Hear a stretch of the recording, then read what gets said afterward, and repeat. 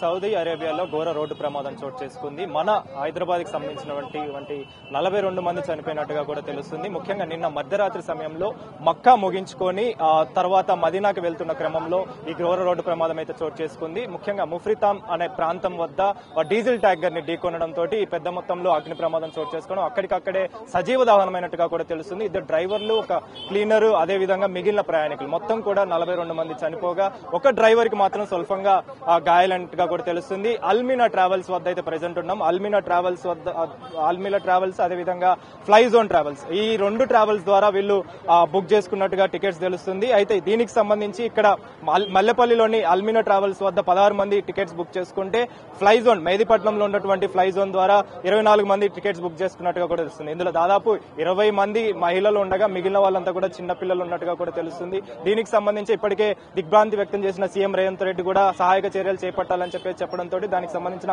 Control room కూడా ఏర్పాటు చేయడం జరిగింది. అయితే కొంతమంది మనతో పాటు ఎవరైతే ప్రయాణించారో, ఎవరైతే మరణించారో వారికి సంబంధించి అదేవిధంగా మిగిలిన వారికి సంబంధించి కావచ్చు ప్రెసెంట్ మనతో పాటు ఉన్నారు. సార్ చెప్పండి, बोलिए सर, कितने बजे ये इंसिडेंट हुआ था, आपको कब मालूम पड़ा? ये जो है मतलब తెలుగులో చెప్పాలా, ఇది రాత్రి 1 గంటలకు ఈ ఇన్సిడెంట్ అయింది తెలిసింది.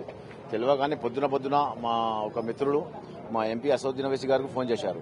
చేయగానే సార్ ఇమీడియట్ ఎమ్మెల్యే గారికి నాకు ఫోన్ చేసి ఇక్కడ పంపించారు. అయితే వీళ్ళ పాస్పోర్ట్లు తీసుకుని మళ్ళీ ఈ ట్రావెల్స్ వాళ్ళకు మళ్ళీ మక్కా ట్రావెల్స్ అయినా ఏజెంట్ అయితే ఉన్నాడు, ఆయన కూడా ఇక్కడ ప్రస్తుతం ఇక్కడ వచ్చిండు. ఈయన మక్కా ట్రావెల్స్ నుంచి 16 మంది ఉండే.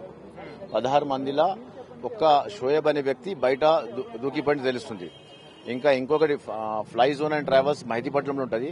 ఆ ఫ్లై జోన్ నుంచి 24 మంది ఉండే. ఆ 24 మంది కూడా దానిలో ఉండే. సో ఆ వివరాలు మొత్తం రాలేవు. ఆ బస్ మొత్తం కాలిపోయిన వివరాలు వచ్చినాయి.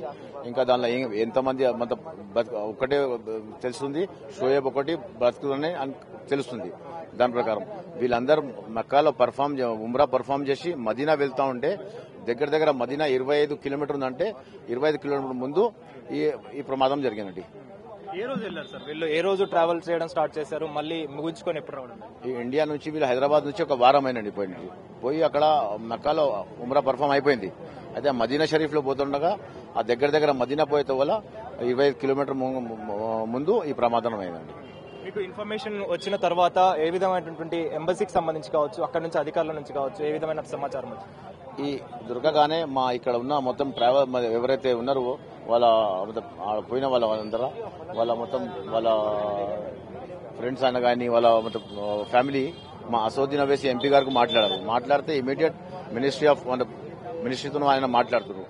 ఆ మాట్లాడి ఇమీడియట్ మెయిల్ పెట్టారు. ఇక్కడ మొత్తం పాస్పోర్ట్ మొత్తం వాళ్ళకు మేము ఫార్వర్డ్ చేసాం. ఎవరెవరైతే వెళ్లారో వాళ్ళ వీసాలు, వాళ్ళ పాస్పోర్ట్లు మొత్తం ఎంపీ సార్ ఫార్వర్డ్ చేయమని చెప్పారు. ఆయనకు ఫార్వర్డ్ చేసినాం. మళ్ళీ ఎమ్మెల్యే గారికి ప్రస్తుతం ఇక్కడ పంపుతారు. ఒక 5 నిమిషాలు మా ఎమ్మెల్యే గారు కూడా వస్తున్నారండి.